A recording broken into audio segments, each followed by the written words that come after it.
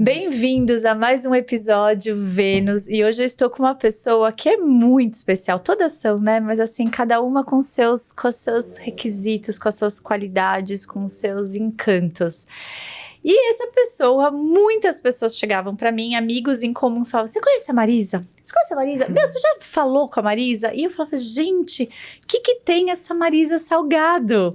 E todo mundo falava: você tem que conhecer ela. E isso já faz alguns anos, a gente tem alguns amigos e pessoas em comum, né? E ela está aqui hoje para contar a história dela, não só a história de vida, mas também hoje como ela também transforma muitas vidas, né, no servir dela. Marisa, muito bem-vinda. Eu estou muito feliz de você estar aqui com a gente. Ju, eu é que agradeço, eu também tô. A gente fez aí algumas tentativas, mas tudo acontece na hora que tem que acontecer, e eu tô muito grata, muito feliz da gente poder bater esse papo aqui hoje. Eu também sou muito sua fã, então acho que vai ser uma delícia a nossa conversa aqui hoje. Ela que já teve o reconhecimento de um dos 10 RHs mais admirados do Brasil, sócio fundadora da MS Consulting, embaixadora do capitalismo consciente do Brasil e dos Elas Lideram 2030 do Pacto Global da ONU. Uau, que currículo, né? Mas, além de tudo isso, é um ser humano incrível. Marisa, muito bem-vinda, assim, é um prazer enorme ter você aqui, sabendo um pouco da sua história, mas a gente vai aprofundar hoje, porque eu quero ver esse pessoal todo arrepiado, né? Essas pessoas que estão buscando transição de carreira, que você fez uma lindíssima. Então, vamos, só para começar aqui, 28 anos de experiência, como que foi para você, né? E eu vou já chegando, né? A sua experiência de vencer, né, um câncer, né? Como que foi essa experiência de você vivenciar toda essa notícia desse lugar de saúde, né? Que você precisou parar, se reconectar e hoje sair do CLT e ir, né, para viver a sua jornada solo. Bom, Ju, a gente já começa com um tema que foi extremamente desafiador, talvez o mais difícil para lidar ao longo da minha vida, mas foi o que gerou e vem gerando as transformações mais profundas, não só na minha carreira, mas na pessoa que eu sou hoje, que vem me transformando a cada dia. Eu, durante muitos anos, tive muito foco na minha carreira. A minha carreira era a minha prioridade número 1, número 2, número 3, número 4, enfim. E olhando pelo retrovisor, eu reconheço hoje, entendo hoje muito claramente por que me destacar na minha carreira, construir o que eu construí, era tão importante para mim, né? E isso ajuda muito a explicar também a intensidade com que eu construí e vivi essa carreira e por que eu adoeci. E por que eu escolhi todo esse caminho que eu vou contar um pouco aqui hoje, e por que eu quero não só hoje ser um canal de desenvolvimento e evolução para as pessoas, mas também um canal de cura. Eu sou a segunda filha de 4 filhos e venho de uma origem, né, familiar bastante desafiadora, com pai pedreiro, mãe costureira, e ambos estudaram até a 4ª série. E não só pelo contexto familiar ali do núcleo principal de família, mas olhando para todo o entorno de tios, tias e avós, bisavós, isso por parte de pai e parte de mãe, essa era mais ou menos a mesma configuração de formação, educação e profissões na família. E eu olhava para esse contexto familiar e eu me desafiava muito a ser diferente desde pequena. Então, aos 4 anos de idade, 5 anos de idade, eu dizia que eu ia ser executiva sem ter nenhuma referência perto do que era ser uma executiva. E na medida que eu fui crescendo, estudando em escola pública municipal a vida inteira, eu fui entendendo que a educação seria, de fato, o único caminho para viabilizar o meu sonho. E eu sempre estudei muito para construir e buscar esse caminho. E a minha formação, as minhas formações e a minha carreira foram instrumentos para romper um padrão de pobreza, um ciclo de pobreza na minha família. Então, a carreira teve muito essa função social claro, me proporcionou também conquistar sonhos pessoais que eu desejava desde sempre, mas o custo pessoal foi muito alto. E hoje, olhando pelo retrovisor, eu tenho muita clareza de que foi alto, sobretudo, por uma falta de autoconhecimento.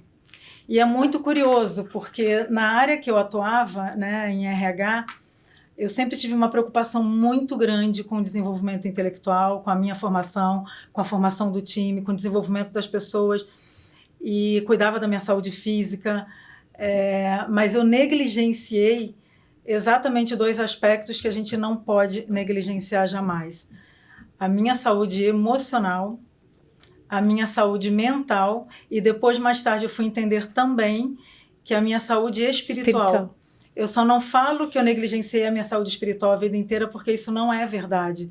Eu fui aquela pessoa que, estimulada pela família, fiz catecismo, fiz crisma.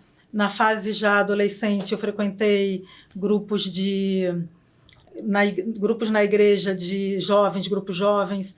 Fiz muitos trabalhos voluntários nessa época pela igreja. E durante muito tempo eu tive essa conexão muito forte com a Igreja Católica, de frequentar a missa todo domingo.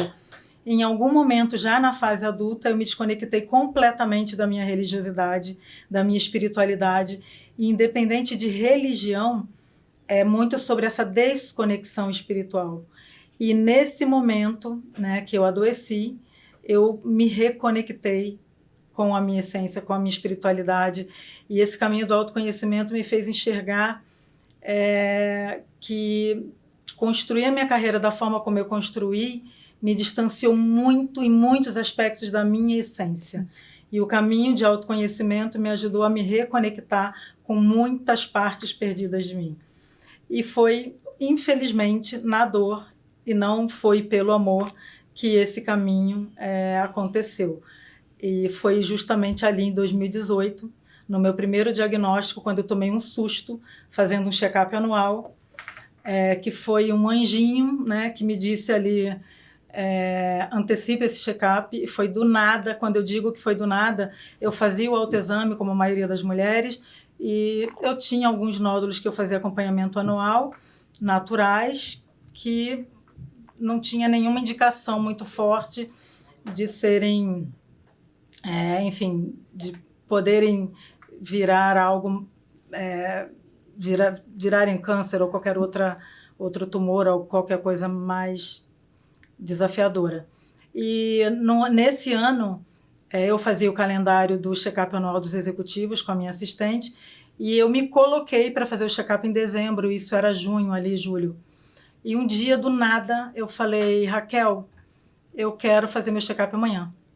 Será que a gente consegue? E assim, foi do nada, literalmente. Não é que eu sonho muito, eu tenho sonhos muito reveladores. Eu voltei, inclusive, a sonhar muito depois desse caminho de autoconhecimento. Mas não foi, nesse dia não foi nada disso. Foi simplesmente uma intuição, algo muito forte, dizendo que eu tinha que antecipar meu check-up. E ela falou: impossível, assim. Fato é que não foi no dia seguinte, mas 2 dias depois, alguém desistiu de outra empresa, abriu a janela no calendário e eu fui fazer o check-up e foi tudo assim muito rápido. Teve uma indicação de que algo, e repete o exame, faz outro exame, aprofunda, e veio o diagnóstico. Nesse primeiro diagnóstico, era um tipo de câncer que eu não precisei fazer uso de quimioterapia, mas foi uma indicação para mastectomia radical, e eu tirei toda a mama direita e fiz todo o procedimento para fazer uma reconstrução em 4 etapas. Então, eu entrei no centro cirúrgico 5 vezes para reconstruir a mama. E 1 ano e meio depois, fazendo uso de quimioterapia oral, como complementação desse tratamento, veio um segundo susto, que foi um segundo diagnóstico, na outra mama esquerda. E eu lembro que quando eu estava fazendo o tratamento da mama direita e ia passar pela mastectomia radical, eu pedi para o meu médico para a gente fazer também a mastectomia radical da esquerda. E ele falou que eu não tinha nenhum motivo para fazer isso, pelos testes genéticos que a gente tinha feito, e me explicou, né, a prevenção no caso da Angelina Jolie e outros casos, quando há uma indicação genética, e não era o meu caso, enfim. e que o fato de eu ter tido câncer na mama direita não significava absolutamente que eu poderia desenvolver na mama esquerda. O fato é que, por N razões, ele me convenceu de que eu não precisava fazer aquilo naquele momento. E eu fui ler mais, entender mais profundamente sobre tudo isso e me conscientizei e entendi que eu realmente não precisava ser tão invasiva comigo naquele momento e fiz exatamente o que o protocolo médico recomendou. E 1 ano e meio depois, quando veio esse susto, eu me culpei muito no primeiro momento de não ter feito o que a minha intuição tinha pedido para eu fazer. E quando eu fui conversar isso com o meu médico, ele falou, a gente nunca ia imaginar. E é um caso raro, ainda mais na outra mama, um câncer não tinha nada a ver com o outro, era um outro diagnóstico, esse era muito mais severo, era um tipo muito mais grave, com indicação de quimioterapia. E aí foi junto ali com a pandemia, o tratamento, com a minha família no Rio, passando por todo o processo sozinha. Eu raspei minha cabeça, eu fui fazer todas as sessões sozinha, passei... Só que foi justamente nesse momento, me vendo ali totalmente vulnerável e não me colocando numa condição de vítima, mas entendendo por que no intervalo de 1 ano e meio aquilo aconteceu comigo, eu parei para refletir e olhando para todos os fatores objetivos que podem levar uma mulher com as características que eu tinha a adoecer, eu dava check em 3 dos 13, 14 fatores. E eu entendi que a matemática e a medicina, né, principalmente a medicina, me ajudava a entender naquele momento ali até a página 2, porque eu adoeci. Eu entendi que tinham outros fatores que levam as pessoas a adoecerem e que esses fatores têm muito mais a ver com questões emocionais e gatilhos emocionais. E foi aí que eu comecei a estudar neurociência, metafísica da saúde e abri toda essa porta do autoconhecimento. E foi aí que eu me conectei com a constelação familiar, terapia. Fui fazer terapia aos 50 anos de idade, eu nunca tinha feito terapia. Fui fazer regressão e entrei e mergulhei muito profundamente para entender minhas feridas, minhas dores, meus traumas. E fui compreendendo muito do que estava acontecendo comigo. E a partir dessa compreensão, eu entendi... que eu tinha negligenciado muito profundamente aspectos que eu não podia e que por isso eu adoeci. E a partir dessa clareza eu entendi que a minha carreira já não fazia o menor sentido. Eu queria trabalhar exatamente com algo que pudesse me ajudar a ajudar as pessoas a terem mais consciência sobre como elas podem construir caminhos e carreiras com mais significado, mais propósito, mais clareza, sem negligenciar aspectos importantes da vida, e é muito essa minha jornada hoje. Nossa, lindo. Eu tô aqui assim, ó. Sabe por quê? Porque eu falo, são espelhos, né? Eu tenho uma história muito parecida com a sua. Muito, assim, não vou entrar em detalhes por conta até do tempo, mas eu também me vi em hospitais durante toda a construção da minha carreira. Eu sempre fui muito espiritualizada quando menina e depois fui abandonando, me masculinizando, indo muito para a energia do masculino e negando o feminino. Então, quando a gente olha para trás, né, e inconscientemente a gente nega parte de nós, né, do pai, da mãe, da condição, né, que independente se seja uma condição física ou emocional ou até social, né, a gente está negando. Então, o nosso corpo vai dando avisos quando a gente está com a espiritualidade, a inteligência espiritual que vem se falando muito, né? A gente precisou aí de quase, sei lá, mais de 30 anos, porque quem falava sobre isso eram os hippies nos anos 70, e hoje a gente está aqui falando sobre isso. Eu me emociono muito, porque o projeto Vênus veio muito de quebrar essas crenças limitantes das pessoas que acham que isso é misticismo e não é. Então, assim, se eu só posso curar no outro aquilo que eu me curei. Então, acho que você vem nessa jornada. Eu, muitas vezes, para o hospital, com filhos pequenos, e enfim, e precisei assistir algumas vezes de fora e falar... o que eu tô fazendo com a minha vida, até chegar no limite. Eu falo que eu sentei no fundo do poço e não precisa ser assim. Então, nasceu o podcast, Marisa, eu tô te contando porque acho que você não sabia, nasceu exatamente de levar essas ferramentas e me colocar num lugar vulnerável, e as pessoas que estão, você tá se colocando num lugar vulnerável, de contar, de comunicar, e é uma comunicação de cura, que você toca as pessoas e fala, nossa, ela passou por isso, então eu também posso fazer essa mudança, né, de transição. E aqui eu queria chegar num lugar com você, porque eu me questionei muitas vezes, você 23 anos também no mundo corporativo, você 28 aqui, poxa, eu construí tantas coisas e agora eu vou deixar toda essa construção para trabalhar com transição de carreira, com levar a cura, levar a comunicação, mostrar constelação, não só constelação, mas tantas ferramentas que a gente tem para poder acender dentro das pessoas o que há de melhor nelas, né? A essência, os valores, o que a gente deixou de lado por viver uma vida robótica. E muitas vezes eu me questiono, ai, será? Né? E daí eu venho e falo assim, não, segue o teu coração, segue um pouco, porque a essência fala por aqui, né? Então, a gente fazer esse link entre razão e emoção, e quando você vive, né, no mundo corporativo, com aquelas metas agressivas, com aquela entrega na era da exaustão, se dá esse passo e fala assim, nossa, eu tô no caminho certo, bateu essa incerteza em você? Porque para mim, assim, foi uma desconstrução, né? O CEO da última empresa que eu trabalhei, ele chegou para mim e falou assim, Ju, eu nunca trabalhei com alguém como você. Você é um trator. E eu sempre fui. Eu sempre construí as coisas muito rápidas. Eu não tinha muita noção disso. E eu tô te falando isso porque, com certeza, eu acho que a gente é bem parecida nesse lugar. Mas as coisas acontecem muito rápido porque você tem uma amorosidade dentro de você e as pessoas querem fazer com você. Então, mas eu precisei desconstruir muita coisa para poder ser a Ju um pouco mais na essência, não na que eu sou hoje, para poder humanizar esse lugar.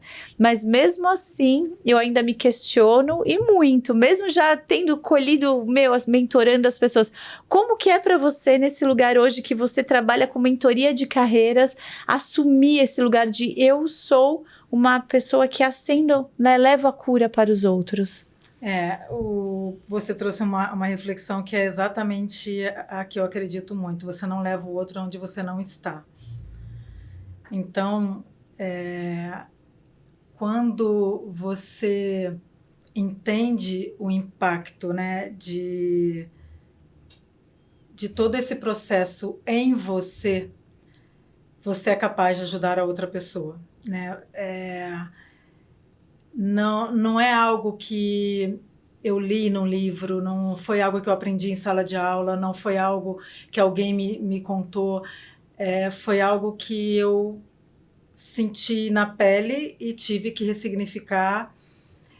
E cada um sabe exatamente o que dói na construção da sua jornada.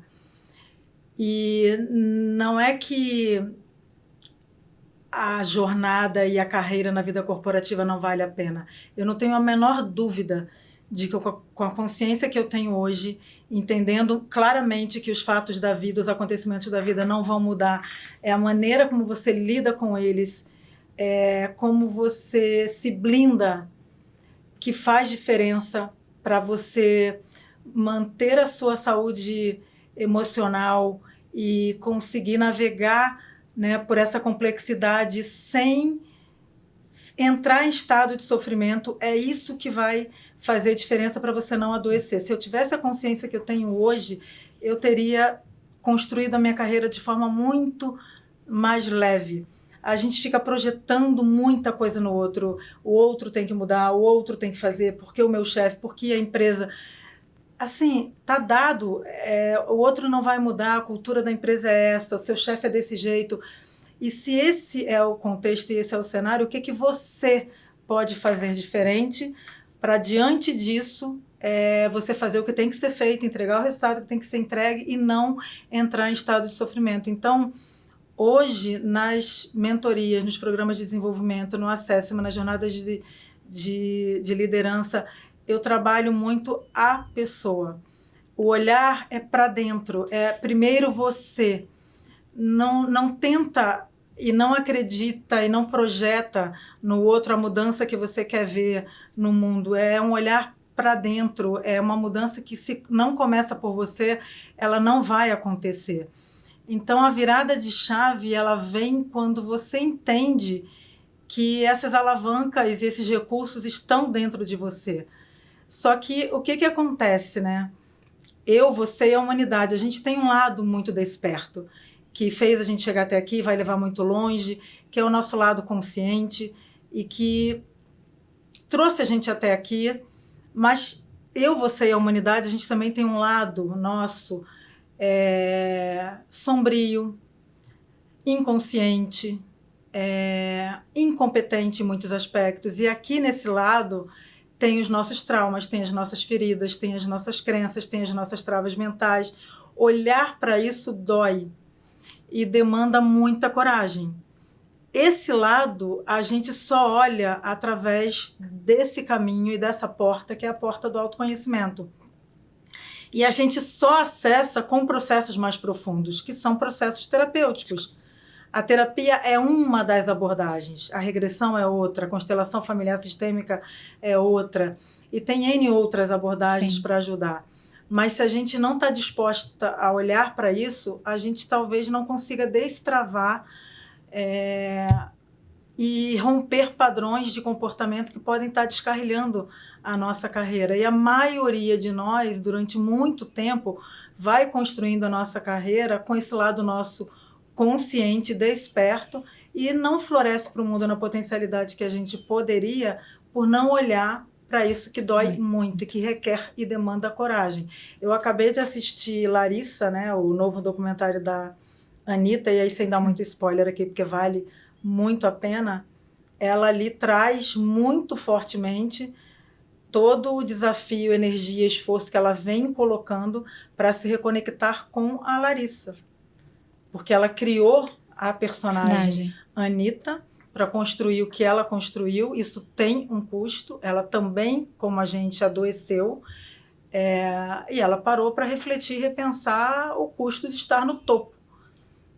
Você sabe que eu sinto muito, assim, na fala das pessoas que chegam e me mandam mensagem, e eu acho que até tem a ver com o Brasil, tá? As pessoas ainda estão muito na criança ferida.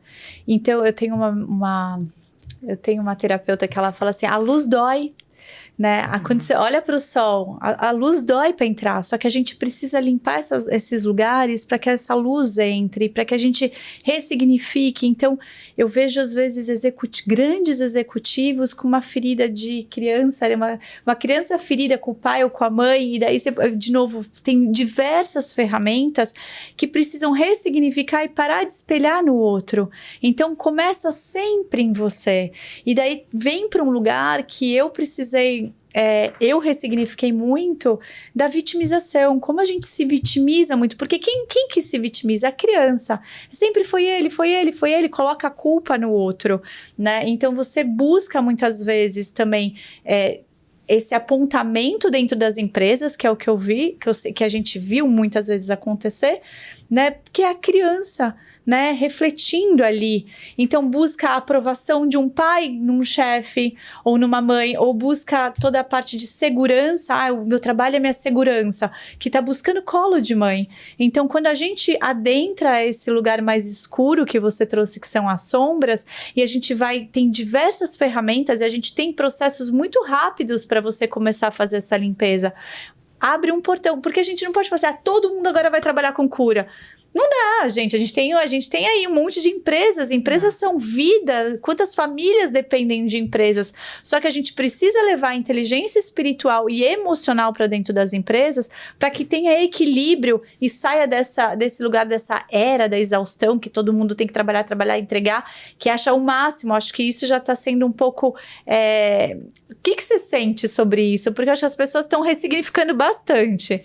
Esse modelo está muito esgotado, né? Quando eu fui fazer a certificação do capitalismo consciente, aí alguns anos atrás, foi muito buscando novas premissas e novos modelos de fazer e desenvolver negócios. E esse modelo do resultado a qualquer custo, lucro a qualquer custo, remunerar o acionista em primeiro lugar, segundo lugar, terceiro lugar, e como está o ambiente, como estão as pessoas, se as pessoas estão bem ou não estão bem, não importa, I don't care. E o capitalismo consciente, ele traz muito uma visão prática de que é possível gerar riqueza para o mundo com mais significado e propósito, de fato olhando mais para as relações, olhando para os ambientes, olhando para as relações. É possível ser acolhedor, ter uma cultura ao mesmo tempo acolhedora e produtiva. Não é ou. Sim. E é tão grave, né, a exaustão, esse modelo que se esgotou, que a NR1 sofreu uma alteração ano passado, em agosto, e a maioria das empresas sentou em cima. E passa a vigorar a partir de maio agora, e quase ninguém tem iniciativas práticas nessa atualização, onde ela traz que os riscos psicossociais, que tudo tem a ver com a saúde mental, passa a ter o mesmo peso da saúde física. Então, as empresas precisam demonstrar iniciativas práticas de como elas estão cuidando do ambiente e cuidando da saúde emocional, mental dos colaboradores. E isso não é por acaso. O Brasil está batendo recordes de burnout, de síndrome do pânico, afastamentos por casos de disfunções emocionais e mentais. Então, a OMS aponta globalmente o Brasil como um país de estado de alerta quando o tema é a saúde emocional. Se não for feito nada, esse quadro só vai se agravar, né? E a pandemia, ela escancarou o que já era um problema. E de lá para cá, o assunto só vem ganhando pautas e espaço na mídia, mas com muito pouca ação prática ainda.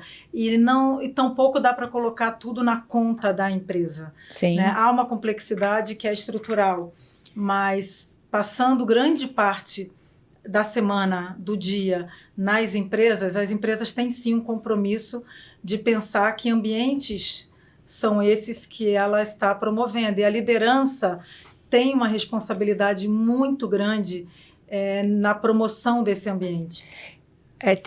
Você está falando e me veio assim, porque as empresas também estão um pouco perdidas, assim, principalmente as médias, né, pequenas empresas que cresceram muito rápido. A gente vive num país em ascensão, né, e não adianta você montar uma cozinha bacana, um café legal, colocar uma mesa de sinuca, de ping-pong, sei lá, uma massagem.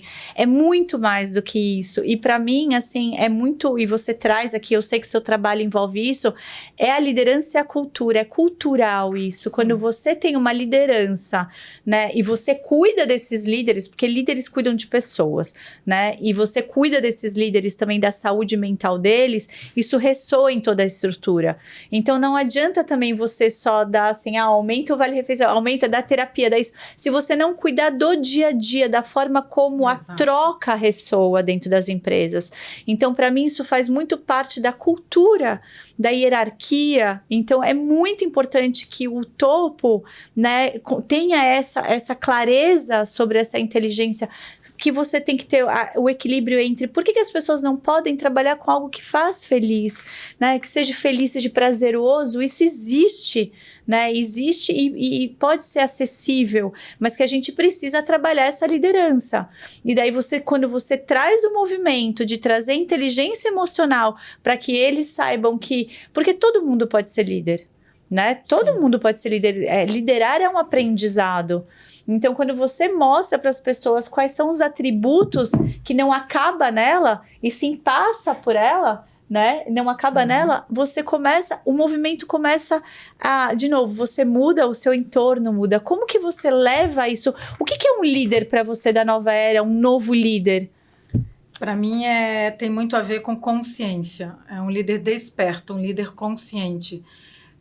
Que entende o impacto que ele gera no time. Então, não é sobre o resultado que ele traz. O resultado é quase consequência.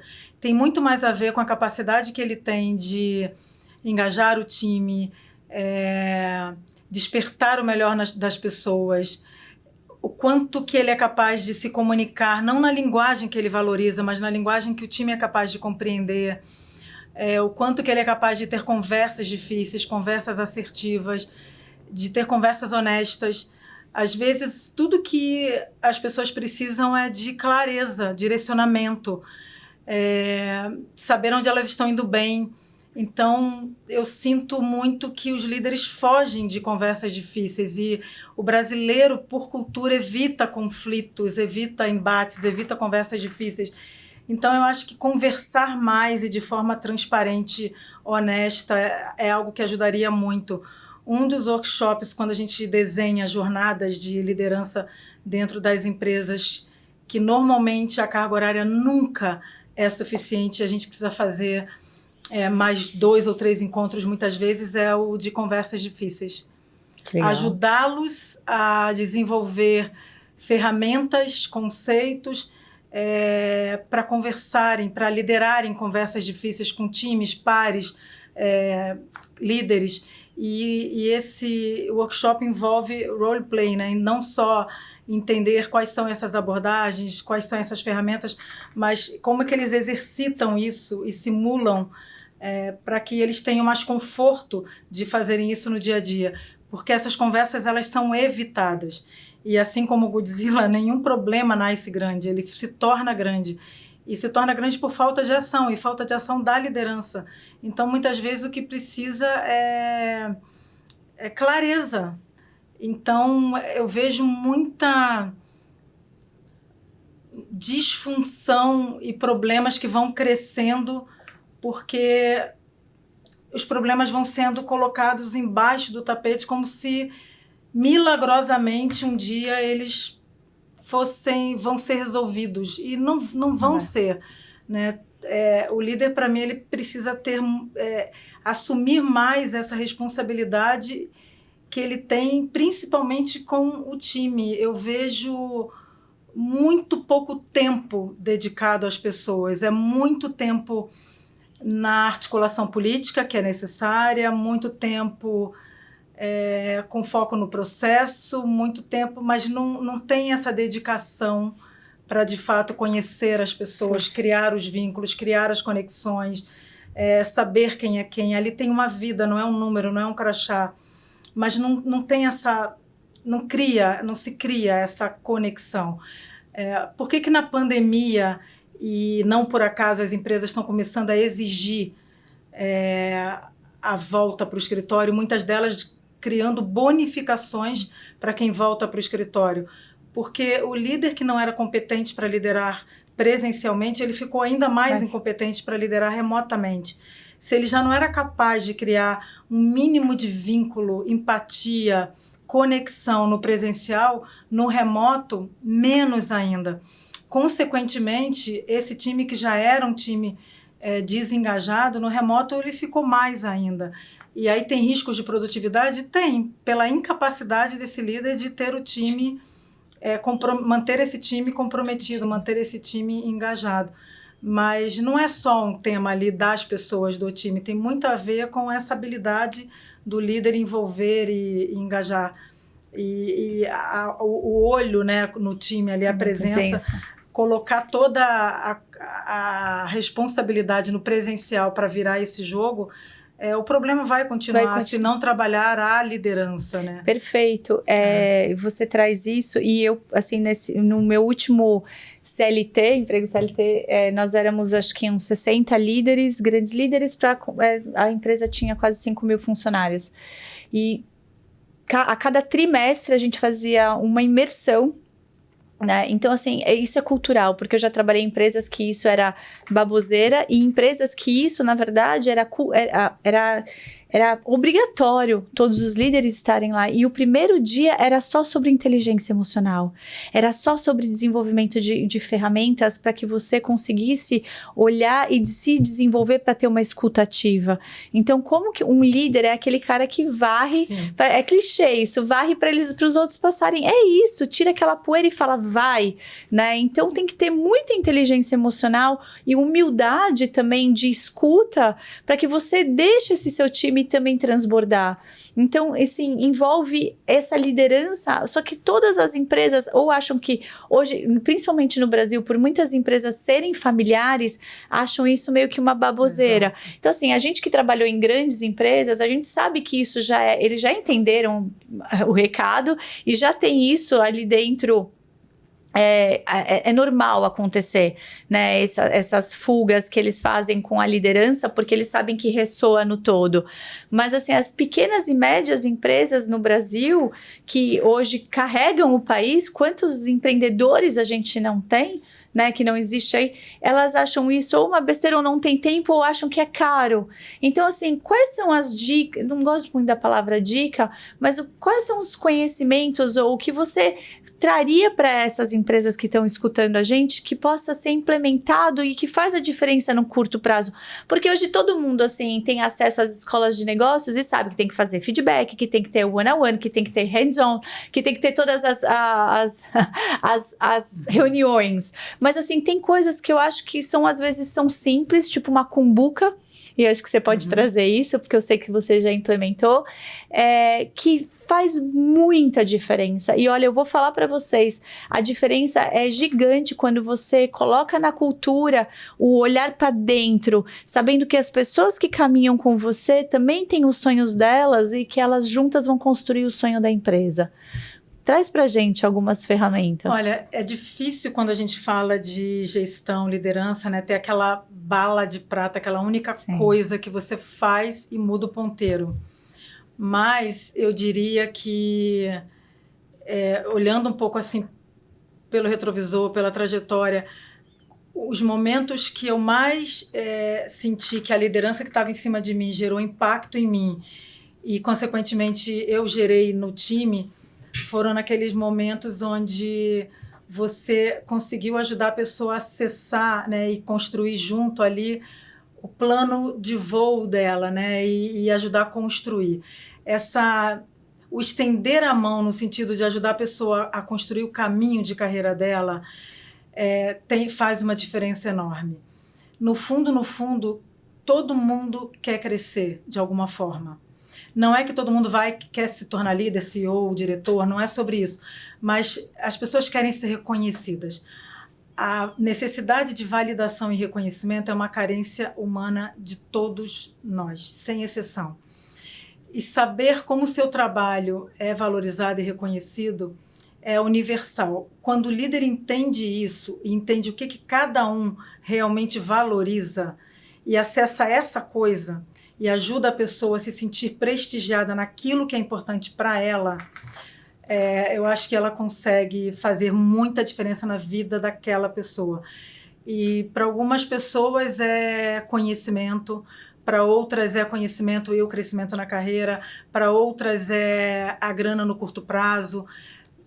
E cada uma tem essa alavanca, assim, que é o principal fator de automotivação. Eu acho que o líder precisa entender qual é essa alavanca e ajudar essa pessoa nessa conquista. Essa, para mim, é uma das chaves para manter o time muito engajado. A outra, eu diria que é ajudar nesse caminho de autoconhecimento. Não tem nenhuma jornada, se é career mentoring, se é jornada de liderança, se é um trabalho de cultura, seja qual for a demanda, é um pré-requisito. Todo projeto, todo programa começa com um assessment ou com um diagnóstico. Perfeito. E hoje até, assim, eu falo que para mim, hoje no Brasil, falando de Brasil, né, e eu acho que mundial, mas é Brasil, o nível, isso começa na educação. Eu tenho 3 filhos, de 3 idades diferentes. Eu acho tão atrasado, e olha que eles já estudaram em escolas assim incríveis. É tão atrasado que eles ainda não entenderam que a gente não vive mais essa era da decoreba. Eles têm acesso à informação. E eles precisam de inteligência emocional, eles precisam de saúde mental, eles precisam de inteligência financeira. Então, assim, eu trago isso muito forte dentro da minha casa, né? Da metafísica, muito, da parte do semear, do colher. Mas, assim, isso começa na base, né? É dentro de casa que precisa. Então, a gente precisa acender isso dentro das famílias. Então, assim, por exemplo, todas as pessoas que estão dentro de uma empresa são sonhadores. Né? Para mim, o sonho, eu não sei se você leu A Escola dos Deuses. Ainda não. Eu amo. Assim, tem alguns livros que me tocaram. A Escola dos Deuses, eu me via assim, eu falava, nossa, eu quero casar com o Dreamer. Eu me vi muito nesse lugar, porque ele fala, a sua maior realidade é o seu sonho. Porque o sonho é aquela cenourinha que você coloca. Por que uma pessoa procrastina? A pessoa procrastina porque ela não tem uma meta, um objetivo claro. Exatamente. Então, assim, as empresas, elas conseguem construir isso juntos com as pessoas, né? Então, a pessoa sabe, você quando é líder de uma empresa, você é o CEO, você é o sócio fundador, e você enxergar as pessoas como cada um tem o seu, é um protagonista, e cada um tem o seu sonho, e juntos a gente pode construir um sonho grande, né? Um sonho maior, não falando nome de livro aqui, mas da empresa.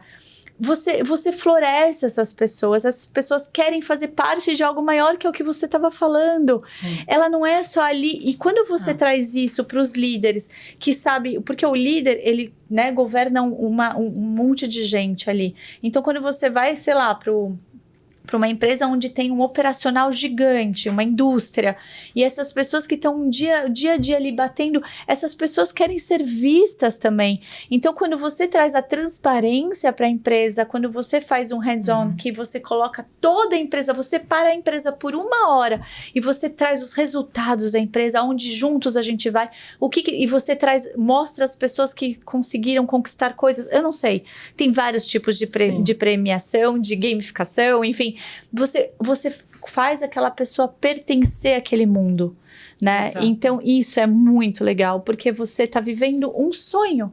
E quando eu trago muito a ferramenta do amor, e o Brasil, ele romantiza muito o amor. O amor, ele não é romantizado, o amor é uma virtude.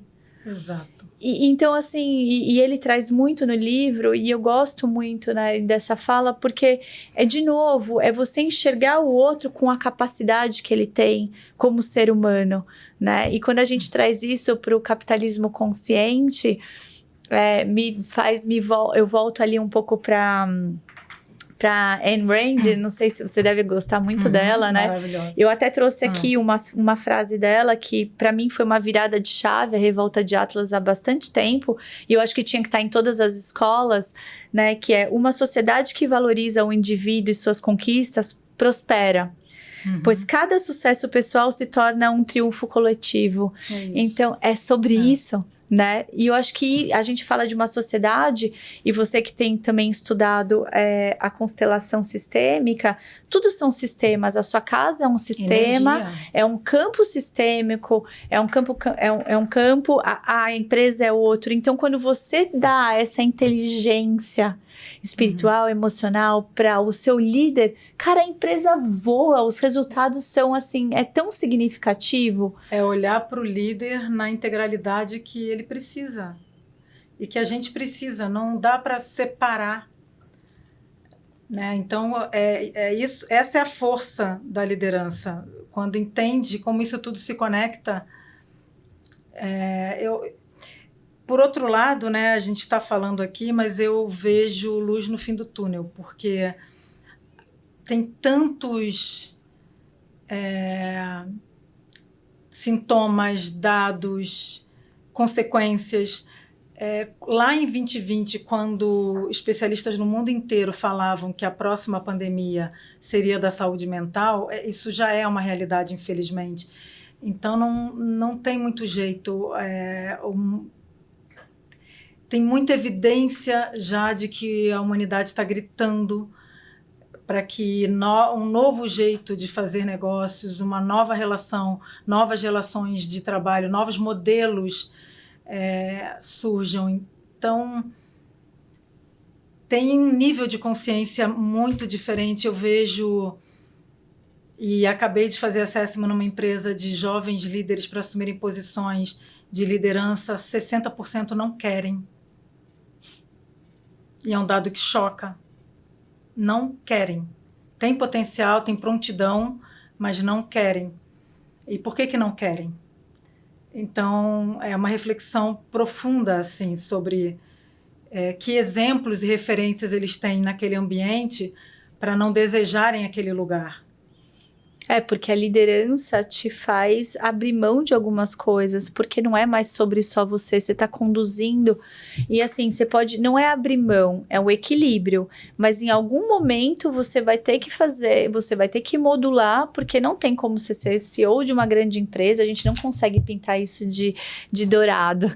E você não ter, de vez em quando, alguns momentos em que você vai precisar abrir mão de estar com a sua família, né? Eu já passei por esse lugar, mas dá para trazer um equilíbrio. E quando você traz esse equilíbrio, você traz muita transparência para dentro da tua casa, você também está ensinando os seus filhos, né, a ter esse lugar de valor e de equilíbrio, né? Então, assim... É que o buraco é mais embaixo. A Sheryl Sandberg, ex-executiva do Facebook, no livro Faça Acontecer, ela fala que se a gente quer ver esse equilíbrio, né, e mulheres e homens, enfim, grupos ocupando esses espaços dentro das empresas, esse equilíbrio também vai precisar acontecer dentro de casa.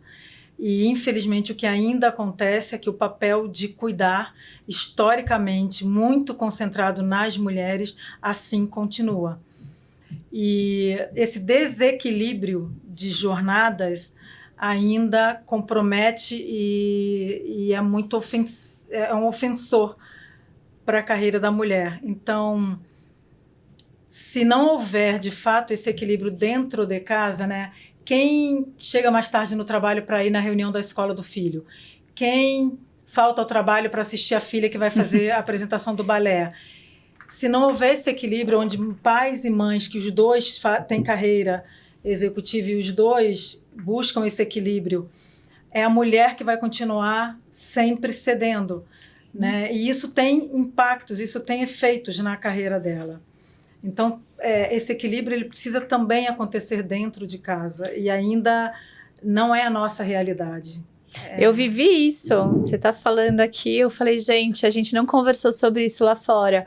Mas, de novo, a busca pelo autoconhecimento te traz quando você muda, o seu entorno muda. Então, quando a mulher vai buscar esse lugar e ela também começa a trazer equilíbrio para dentro de casa, até aqui eu vou, até aqui não vou, e começa a ter...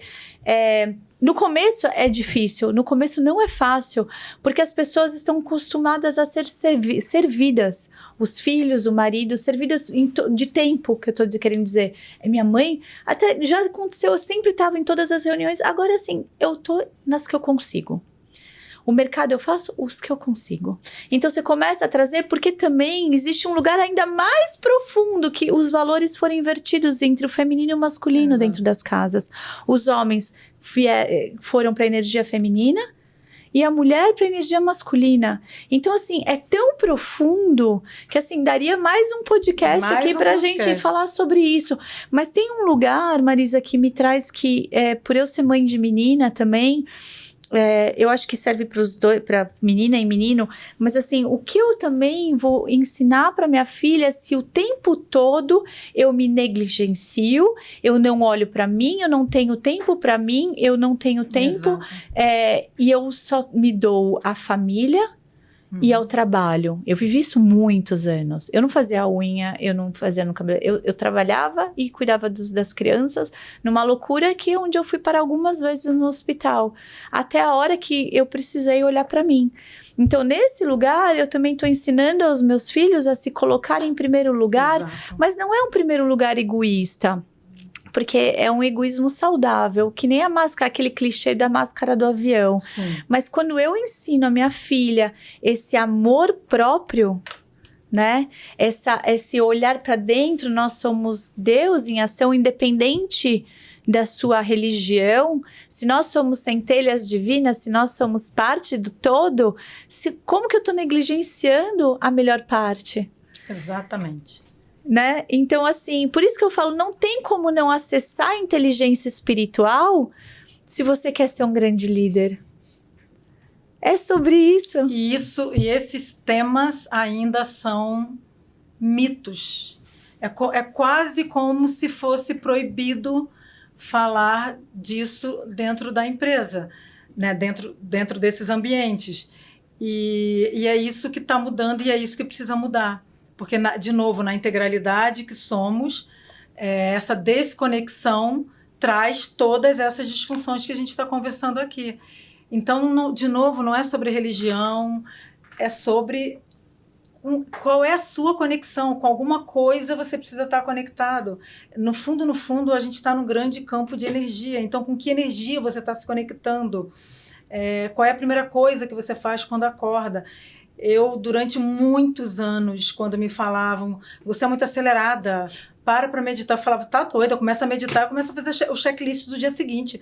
Não dá, meditar não é para mim, meditar não é para mim. Passei anos falando que meditar não era para mim, meditar não era para mim. Hoje em dia eu acordo 5h30 da manhã e eu não começo o dia sem meditar. A meditação é parte importante, integrante do meu dia, e eu faço pausas para meditar ao longo do dia algumas vezes, dependendo do dia, mais de 3, 4 vezes. Então, cada um encontra a sua maneira de se reconectar e se reenergizar. Não tem uma única maneira. Para algumas pessoas é a corrida de manhã, depois eu treino também, mas exercícios de respiração, enfim. Mas essa reconexão é parte importantíssima desse estar bem com você mesma, né? Então, eu não vejo saída. E por isso que o autoconhecimento é a porta de entrada, de fato. E o Assessment ajuda muito a trazer reflexões para a mesa. Sim. Esse lugar, eu também, eu medito, faço respiração e eu corro. E depois que eu comecei a estudar, já faz um tempo, a partir da metafísica, Joe Dispenza traz muito isso do meditar em movimento. Então, eu corro com o olho cerrado, e assim, mas é porque eu corro há muitos anos, e eu preciso desse movimento. Eu sempre precisei, faz muitos anos, e eu consegui fazer esse casamento. Então, que nem você falou, eu preciso de uma conexão com a natureza. Cada um tem o seu jeito e a sua maneira, mas quando você entende que você precisa alimentar esse lugar, que ele é um ponto... porque assim, quando você não faz esse movimento, você vai para essa geração que não quer trabalhar. A gente tem uma geração que está fugindo de ser líder. Por quê? Porque tem medo. Porque já chega com 20 anos, aonde eu estava ali com aquela fome de fazer as coisas acontecerem. Eles têm medo porque eles já estão exaustos. Eu acho que é uma combinação de tantas coisas, né? É uma promessa de se tornar milionário com uma sacada genial. É o influência digital que pode, né, de uma hora para outra também conquistar um espaço. São tantas opções e tantas possibilidades que muitos acreditam que esse lugar essa já não é mais a única opção. E para gerações até anteriores às nossas, né, a configuração de carreira era entrar numa empresa e fazer carreira praticamente numa empresa só. Depois, era na mesma área, em várias empresas. Só que essa configuração e essas opções... Hoje são tantas opções que eu acho que também dá uma confundida. Existem, de fato, exemplos de jovens que, com uma sacada incrível, uma startup conseguiu o que a família, uma vida inteira trabalhando muito, não conquistou. Mas é 1 em 1 milhão, sei lá, né? Mas traz falsas ideias de, com pouco esforço, eu posso me tornar um milionário. Enfim, isso também contamina um pouco essa visão. E você vai conversar com esses jovens, eu tive a oportunidade, ele me procurou ali em mentoria, e ele é um menino de 28, exausto. Falando, eu tô assim, eu tenho vontade de largar tudo. Então, assim, é o equilíbrio. Geralmente, quando a gente tá prestes a viver uma mudança grande, a gente chega em alguns pontos, né? E daí depois começa... Me traz um pouco aqui, Marisa, sobre... assim, eu tenho visto muitas pessoas me procuram, e eu acho que para você ainda mais, nessa transição de carreira, né? As pessoas... Porque, por exemplo, tem pessoas que constroem essa carreira, já conseguiram tudo, tão bem financeiramente, mas elas não se sentem mais preenchidas, né? O que você tem para contar aqui, para trazer um pouco sobre esse lugar que você ajuda, que você conduz as pessoas a fazerem esse movimento?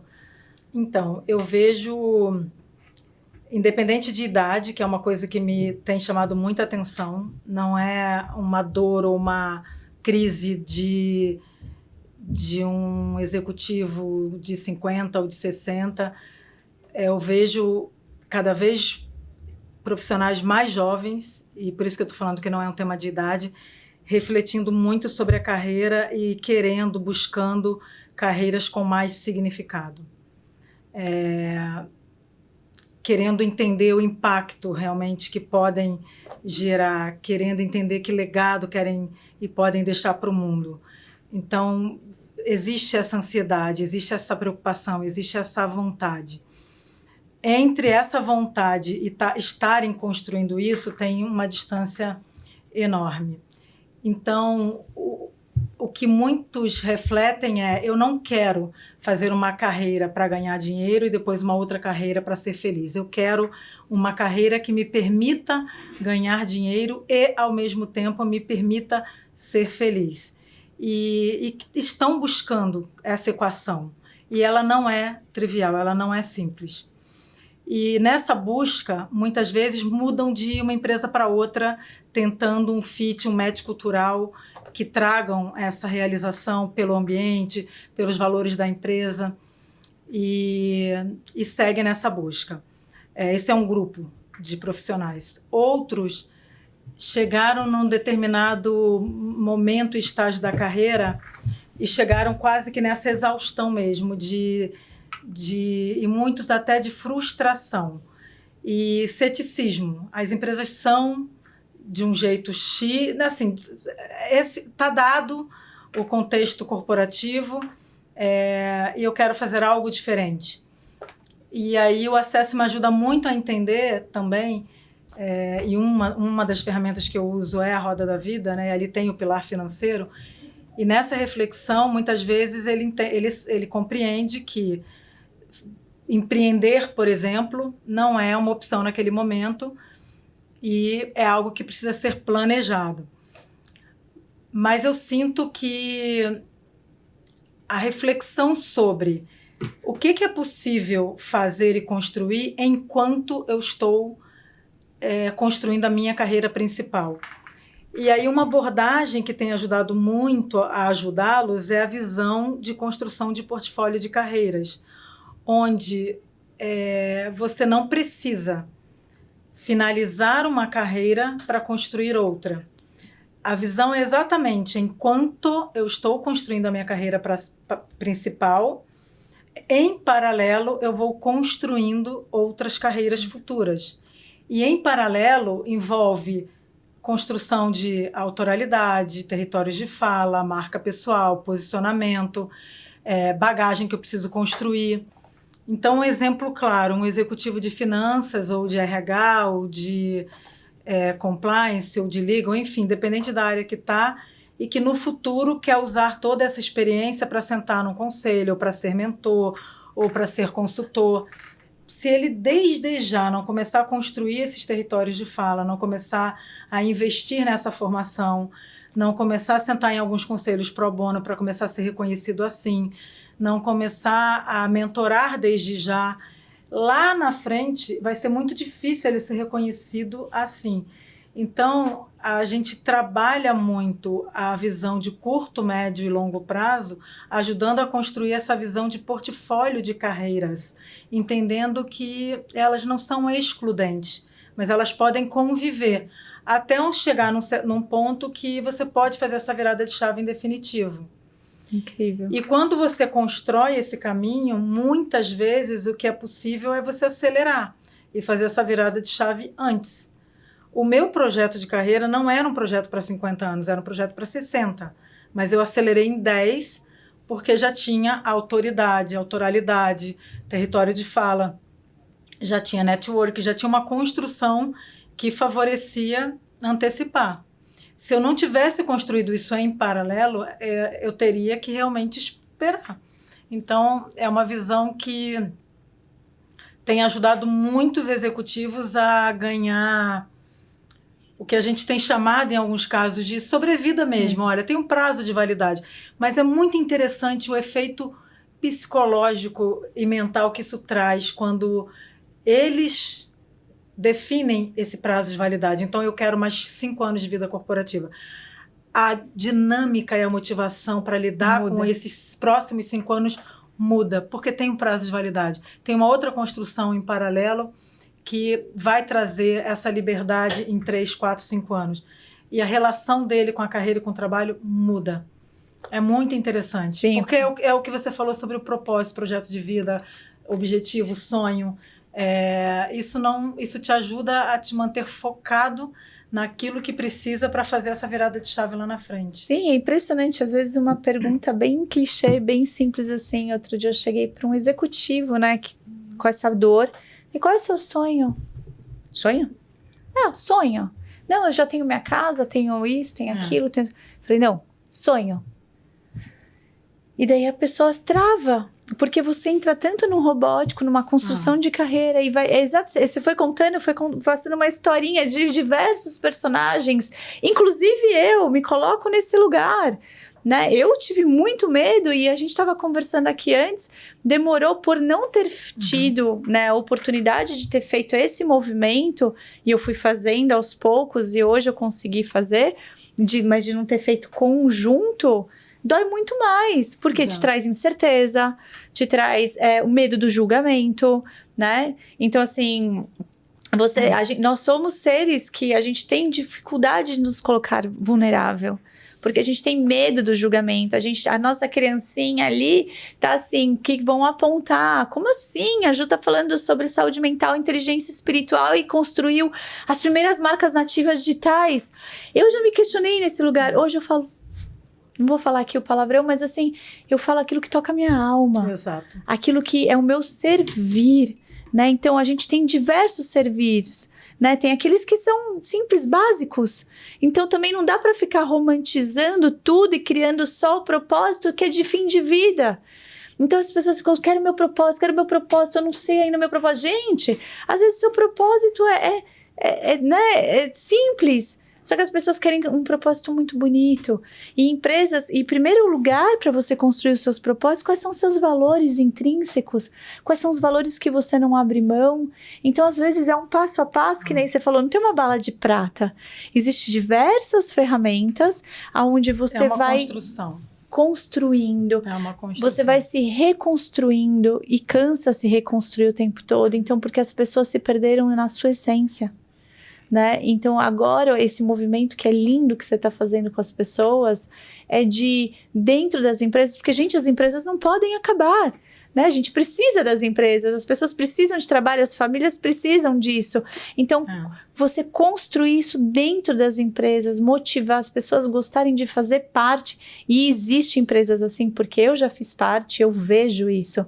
É muito legal. E não deveria ser coisa para minoria. Aí você é feliz com o seu trabalho, nossa, sorte sua. Não! Deveria ser muito legal. Essa deveria ser uma busca e não um ponto fora da curva, uma exceção, né? Eu falo que a consciência expandida traz uma clareza tão grande que é isso que a gente precisa ajudar, de alguma forma, as pessoas a buscarem. E a história de que as pessoas mudam por, deixa eu ver se eu lembro os 3 Cs, é conveniência, constrangimento ou consciência.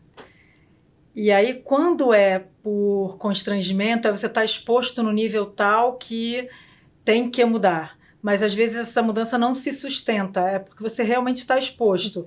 É o caso de um executivo que recebeu uma avaliação muito dura, teve o bônus reduzido, está super exposto, e aí ele começa a mudar a atitude dele porque teve consequência, mas mudou o líder, ou mudou a política de bônus, e comportamento já não tem mais peso nenhum na política de bônus, ele volta para o comportamento anterior. Então, foi puramente por constrangimento, mas não se sustenta. Por conveniência, é muito parecido também, mas é pior porque é menos duradouro ainda. É música para o ouvido e é temporário. E a única mudança que de fato se sustenta é por consciência. Quando você entende o impacto do teu comportamento nas pessoas e tem consciência de que se você não mudar, isso vai ter impactos na sua carreira no futuro, pode descarrilhar a sua carreira. Só que essa consciência que deveria vir pelo amor à sua carreira, ao seu trabalho, às pessoas, geralmente não vem, ela vem muito mais na dor. Aí o que é a dor, né? Perder o emprego, sua empresa foi adquirida e você foi a pessoa escolhida para deixar a empresa. Vem muito mais pela dor do que pela consciência. E é porque é muito difícil você romper padrões. Padrão de comportamento é repetitivo, né? A neurociência explica muito por que o nosso cérebro prefere os padrões conhecidos, né? Ele é preguiçoso, né? Quer poupar energia. Poupar energia. O exemplo fácil de entender saio da minha casa e vou para o trabalho, eu sei exatamente qual é o caminho. Exato. Precisei desviar, entro no estado de alerta, que consome muita energia, e o nosso cérebro não gosta disso. E daí você entra naquele lugar de resistência, né? Quando você quer fazer um movimento, existe a resistência. E daí é outro podcast. Mas assim, eu tô amando aqui. Eu não sei nem se já deu nosso tempo, mas assim. Ele que vai dizer pra gente. Deu aí, tá vendo? Aqui é assim, quem sabe faz ao vivo, tá, gente? Então, assim.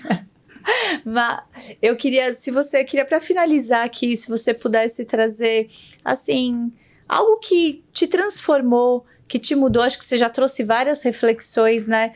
Mas o que você gostaria de acender? Se eu pudesse hoje acender uma luzinha dentro das pessoas que estão escutando a gente, né? Qual seria, assim, uma frase, um movimento?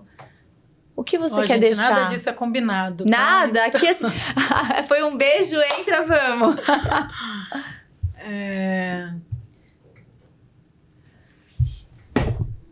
Talvez que para você acender, né, o seu brilho, você não precisa apagar ou diminuir o brilho de ninguém. Lindo. Essa acho que é uma primeira mensagem. E quando a gente fala de ambientes corporativos, principalmente, às vezes há muito essa confusão.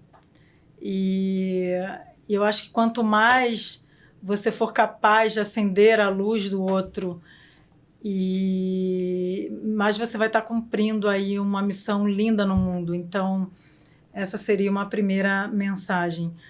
A segunda eu acho que essa mensagem de invista e priorize o seu autoconhecimento. Eu acho que um exemplo fácil de entender no meu caso, eu passei a vida inteira como executiva já, mas profissional, tendo muito mais facilidade em me relacionar e aceitar lideranças femininas do que lideranças masculinas. E eu não entendi, não sabia exatamente por quê. Até que, nesse caminho de autoconhecimento, constelando, eu entendi que vinha muito da minha relação de total... de não reconhecer e não honrar o meu pai. Meu pai era alcoólatra, meu pai faleceu muito cedo por cirrose hepática, e por ser alcoólatra e muito não parar emprego nenhum, a minha mãe desde sempre trabalhou dobrado, triplicado, para não deixar faltar nada em casa. E ela sempre foi para mim um exemplo de mulher forte, de liderança, de pessoa guerreira, de pessoa responsável. E o meu pai, ao contrário, era o antídoto e o anti-exemplo de tudo isso, né? Do irresponsável, do preguiçoso. Eu, mesmo já adulta e reconhecendo o alcoolismo como doença, ainda assim eu não reconhecia e eu não honrava o meu pai. Então eu precisei, depois de entender tudo isso, fazer um trabalho de auto-perdão muito grande e de honrar a ancestralidade e reconhecer e aceitar o meu pai. Mas isso teve reflexos na minha vida corporativa inteira. Então, essa é a importância do autoconhecimento. Se eu tivesse entendido isso lá atrás, eu teria lidado muito melhor com qualquer perfil e tipo de liderança. Esse é um exemplo de vários outros e de várias outras fichas que caíram para mim a partir do caminho de autoconhecimento. Então, por mais que eu a vida inteira tivesse me considerado uma profissional de RH e uma executiva de RH extremamente consciente, no nível de desenvolvimento muito alto em termos da minha carreira, de ajudar executivos, eu falo que tudo isso foi válido quando eu penso no desenvolvimento intelectual, no desenvolvimento para a carreira, no que era muito objetivo e prático, mas tudo aquilo que tem a ver com esse lado que eu comentei no início da nossa conversa, que está muito relacionado ao nosso lado não desperto, não consciente e diretamente relacionado aos nossos traumas, feridas. Se a gente intencionalmente não abre essa porta para entender o porquê de alguns padrões repetitivos de comportamento, a gente não elabora, não ressignifica e, portanto, não cura, né? E o poder desses processos e do autoconhecimento é o poder da cura, né? Por isso que eu tenho muita clareza de que nessa minha nova carreira e na carreira futura, né, eu fiz uma pós-graduação em terapia integrativa, estou concluindo esse ano o 6º módulo do Expansão da Consciência, que foi uma formação aí de quase 3 anos, e futuramente eu quero trabalhar como terapeuta integrativa. Lindo isso. E ser um canal de cura para as pessoas como os terapeutas têm sido para mim. Mas você já é, porque a gente precisa de pessoas que curam dentro das empresas. Eu ouvi isso lá atrás e falei, gente, como assim trabalhar com cura? Eu trabalho com... Exato. Empresas que curam, fala muito. E eu escutei há muito tempo, dar um outro podcast que a Marisa vai ter que voltar, tá, gente? Vai ser um prazer. E é lindo, porque a gente hoje quebrou uma crença aqui muito grande de que você pode ser uma grande executiva, um grande executivo e poder ter esse lugar de ressoar a cura, o transbordar nas pessoas pelo um caminho muito mais leve do que o da competição, enfim. Marisa, muito obrigada. Foi uma honra receber você e a sua história. Muito obrigada, viu? Obrigada a você. Beijo.